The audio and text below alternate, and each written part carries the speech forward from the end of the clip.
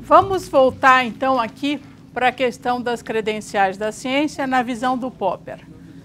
Essa vai ser a última aula a respeito do assunto. Então, eu vou pedir que vocês peguem o texto, porque a gente vai fazer referências ao texto. Esse texto é complexo, ele não é cartesiano, linear, como a gente às vezes aprende a escrever as coisas bem, sujeito, verbo, predicado, blá, blá, todas dessa forma, não. Esse texto ele vai e volta nos mesmos pontos e ele depende de uma série de conceitos que vocês não têm, que vocês necessariamente, com certeza, provavelmente nunca viram e com certeza não faz parte do cotidiano de vocês. Eu gostaria de começar por uma pergunta ou uma observação que foi feita a aula passada. Eu lembro que o aluno estava sentado aqui, se não me engano é um que estudou em Belo Horizonte. Está aqui presente? Não? É pena, porque justamente ele é um bom exemplo de uma pessoa que leu o texto, mas ficou, vamos dizer, retido aí em uma das dificuldades do texto. Então, tinha a ver com probabilidade. Não sei se vocês vão lembrar da pergunta dele, mas tinha a ver com probabilidade. Não sei se eu deveria falar. Então, ele lê um trecho que eu imediatamente não reconheci, mas em que o autor diria alguma coisa, o princípio da indução é o meio pelo qual a ciência, para quem tem o texto, está na página 30, no começo. O princípio da indução é o meio pelo qual a ciência decide acerca da verdade. Mais precisamente, deveríamos dizer que ele serve para decidir acerca da probabilidade, pois não é dado à ciência chegar seja a verdade, seja a falsidade. E segue aí. Um ponto importante, essa afirmação está entre aspas. Tá? O Popper está citando aqui um autor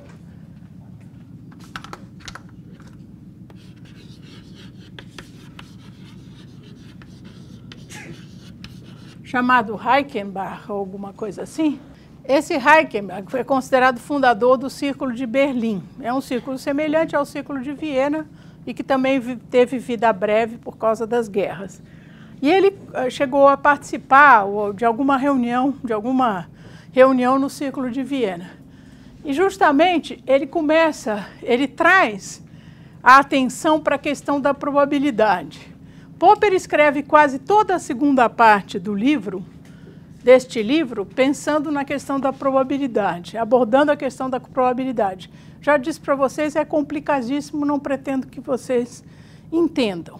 Mas a ideia, um pouco do Reichenbach, é o seguinte: existem teorias que têm um registro de provas com resultados satisfatórios, ou seja, de verificações, maior do que as outras.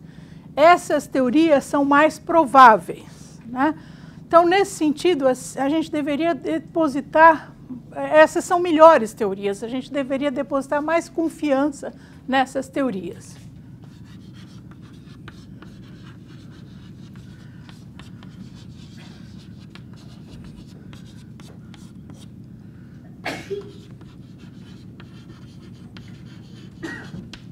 Elas são mais prováveis porque elas foram provadas inúmeras vezes, né? Elas foram submetidas ao tal tribunal da experiência e se saíram bem nessa prova. O que Popper tem contra essa ideia? Porque o que ele acha é o seguinte, que uma teoria, não necessariamente uma teoria provável, é uma boa teoria, né? Porque se eu formular a minha teoria de tal forma que qualquer coisa seja vista como uma confirmação dessa teoria, né? Então, se eu disser, enfim, se eu fizer ela muito genérica, muito abrangente, né? Com pequenas possibilidades de falseamento, essa teoria vai estar sempre sendo confirmada ou corroborada empiricamente, no entanto, não é uma boa teoria. Porque as boas teorias, elas proíbem muito, tá? Proíbem um conjunto grande de ocorrências. Então, essa é a discussão entre Popper e o Reichenbach.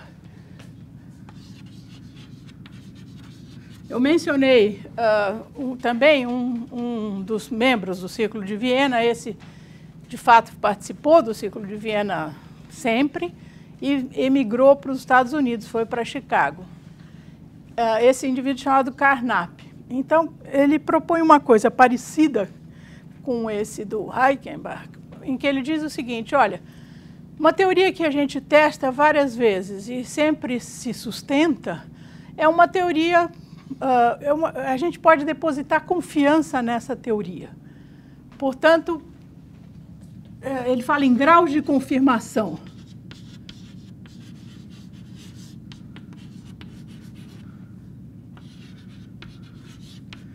Quanto maior os graus de confirmação, mais confiança se pode depositar numa teoria. Né? Então, tem uma posição mais ou menos parecida. Popper discorda disso, como eu falei, porque uma teoria que é formulada de tal forma a que qualquer evidência empírica pode corroborar essa teoria não é uma boa teoria do ponto de vista de Popper. E não importa quantas vezes essa teoria tenha sido confirmada, ela não merece essa virtude, ela não faz jus a essa virtude de ser uma boa teoria. Portanto, probabilidade, Popper interpreta dessa maneira, tá?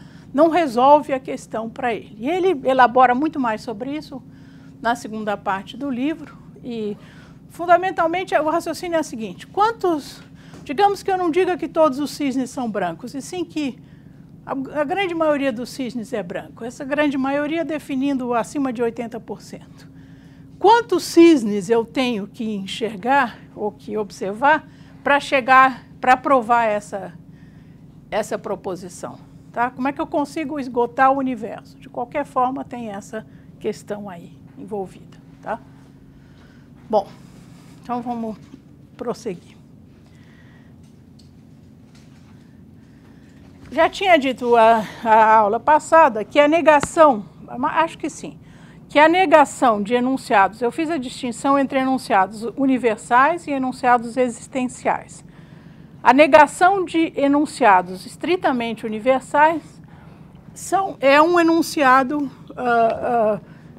por exemplo, se eu digo assim, todos os corvos são negros.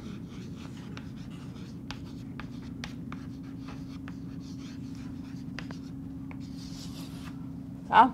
Se eu faço uma negação, nem todos os corvos são negros, esse é um enunciado existencial. Eu estou dizendo, há corvos não negros. Tá? Saiu no jornal alguma coisa assim, os cientistas afirmando, existiu vida em Marte.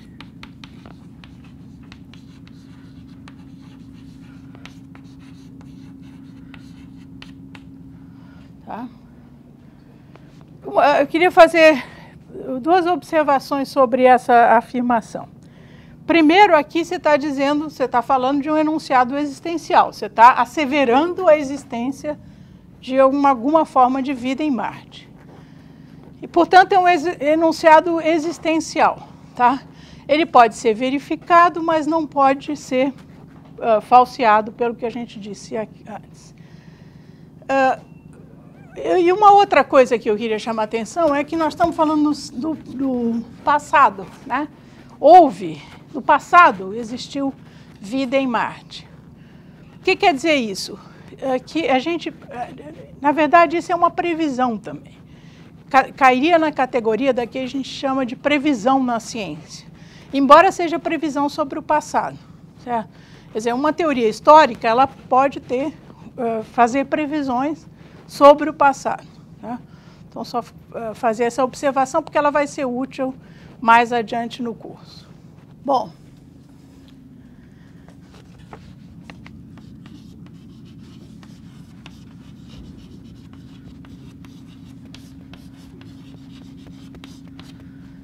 então, vamos voltar para aquele problema que eu já tinha mencionado a aula passada, que é o problema da demarcação ou problema de Kant, né?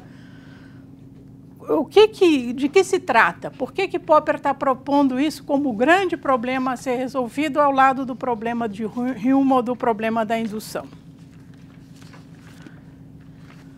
Então, na página 35, Popper debate com dois grupos, com os velhos positivistas. Bom, primeiro, o que é o problema de Kant? Alguém já me fez essa pergunta. O problema da demarcação é separar, né, distinguir a ciência da não ciência.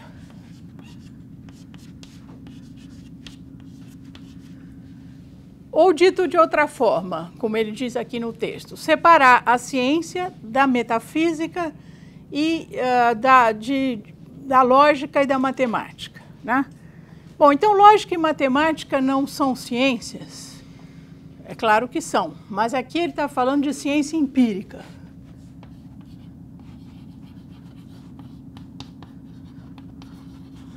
Bom, então é uma ciência que pretende falar sobre o mundo. A lógica e a matemática não pretendem falar sobre o mundo. Essa é uma distinção importante. Elas são classificadas como ciências formais, tá? E, portanto, não são ciências empíricas. Então, o que distingue a ciência empírica? Toda a procura do Popper é a respeito disso. E separar a ciência também da metafísica. Distinguir a ciência da metafísica. E nesse ponto a gente vai tratar mais detidamente desse ponto, porque é um ponto importante aqui no texto. Bom, então nessa discussão, Popper polemiza com os velhos positivistas,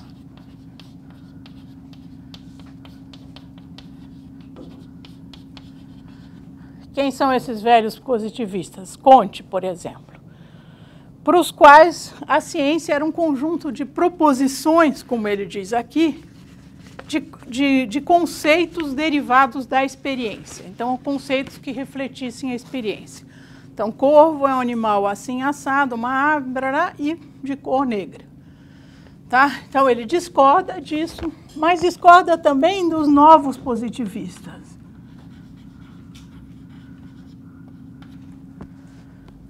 E aqui, o pessoal do Círculo de Viena.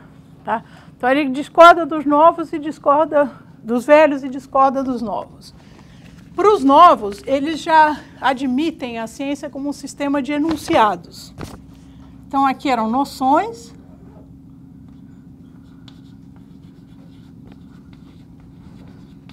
Aqui são enunciados. Então, de fato, a ciência para Popper também é um sistema de enunciados, mas não apenas, como dizem os positivistas, os jovens positivistas, enunciados de percepção, né? Existe vida em Marte, é um enunciado de percepção. Tá? E essa é a discordância em relação a esses jovens positivistas. Para contornar essa divergência, Popper vai propor uma convenção.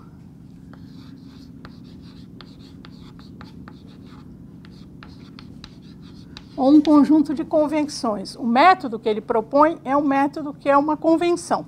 O que é uma convenção? Nós vamos convencionar aqui isso assim, assim.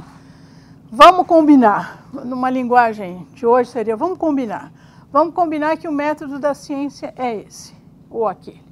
Tá? Então, Popper, mais adiante no texto, fala assim, é como um jogo de xadrez. Né? Eu não posso... O xadrez tem certas regras, e para jogar xadrez eu preciso obedecer essas regras. Né? Então, o meu método é uma convenção, ou é um conjunto de convenções. E essa convenção tem que ser adequada. Então, vemos, por exemplo, na página 36, essa é uma parte importante do texto. Porque é o seguinte, aqui ele começa a falar a respeito da metafísica. Bom, então a gente separou a ciência empírica das ciências formais. Vamos falar um pouquinho da metafísica. Primeira coisa, o que é metafísica, hein? Metafísica é um ramo da filosofia que vai se ocupar de questões fundamentais sobre a natureza do mundo e dos seres.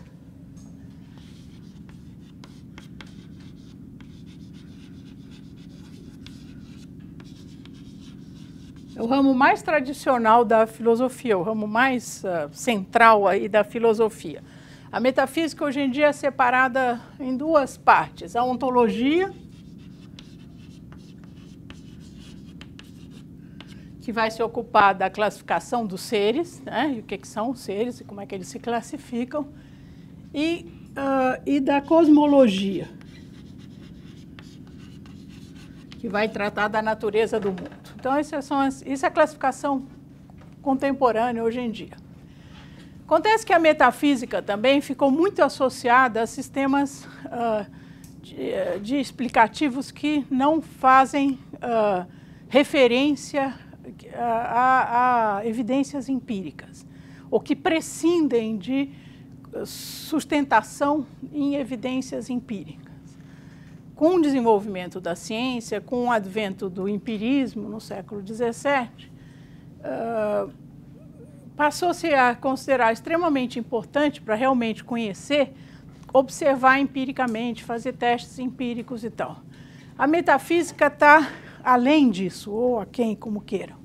Ela não tem essa preocupação de testar empiricamente. Então, ela é um sistema filosófico. Aos poucos, a ciência foi se separando da filosofia, começou filosofia natural, logo ciência, né, nessa transição, e, nesse sentido, ela se afastou da metafísica também.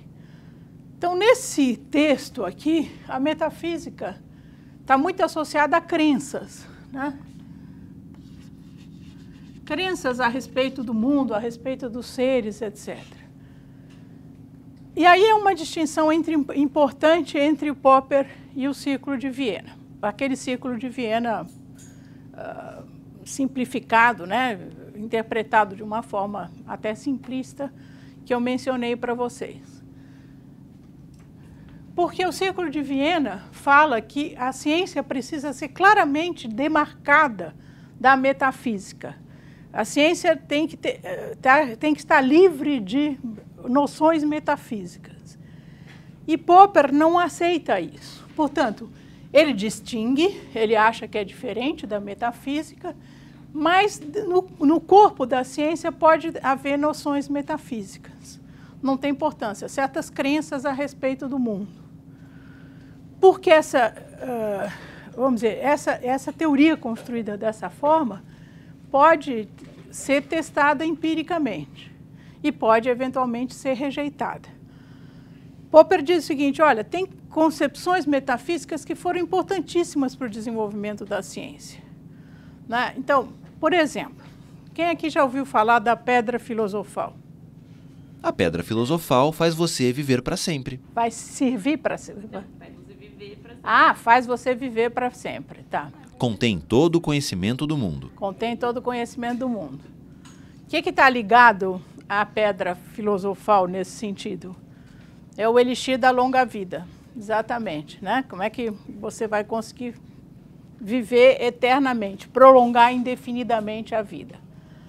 Então, essa concepção estava na cabeça dos alquimistas por milênios, né? Então, a ideia de uma pedra capaz de converter, por exemplo, um metal, um vil metal chamado em ouro, né? E capaz de proporcionar também o elixir da longa vida. Popper diz que essa foi uma ideia que teve um papel importantíssimo para o desenvolvimento da ciência. Como vocês sabem, Newton era um alquimista, né?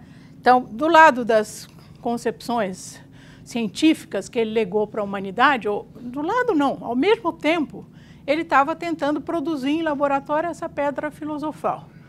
Portanto, essa atividade alquímica dele, na época nem se distinguia claramente a química da alquimia, né?